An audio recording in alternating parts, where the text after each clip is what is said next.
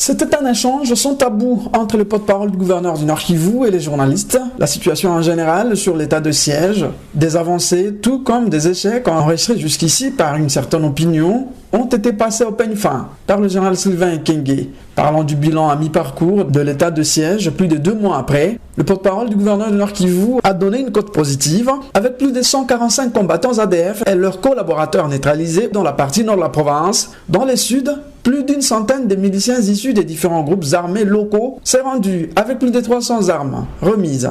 Et sur le terrain, les opérations se poursuivent, mais avec quels moyens? L'état des sièges a été proclamé par le président de la République dans les contextes qui est le nôtre. Les moyens doivent venir du gouvernement. Est-ce que le gouvernement a tous les moyens? Non, le gouvernement ne peut travailler qu'avec les moyens disponibles. Que ces moyens soient maigres ou pas, nous devons faire notre travail avec ces moyens. On ne peut pas se plaindre qu'on n'a pas de moyens, on ne peut pas dire qu'on a tous les moyens, mais les moyens mis à notre disposition, nous devons les utiliser à bon escient pour essayer de mettre fin à cette menace qui guette nos populations ici, particulièrement dans les territoires des Béni. Face aux journalistes, le général Sylvain Ekenge a dénoncé encore une fois la complicité de certains citoyens dans le malheur qui frappe les populations du Nord Kivu, un agissement qui retarde encore la restauration de la paix dans ce coin du pays. Il y a beaucoup de gens qui ne travaillent pas pour la population Nord Kivu. Là, je vous l'ai dit, je n'ai pas peur de le dire. Il y en a qui travaillent uniquement pour leurs intérêts. Et parmi les politiciens, les hommes d'affaires, c'est fréquent. Même au plus fort des attaques sur la route de Kassindi, vous avez vu, il y a des véhicules qui n'étaient pas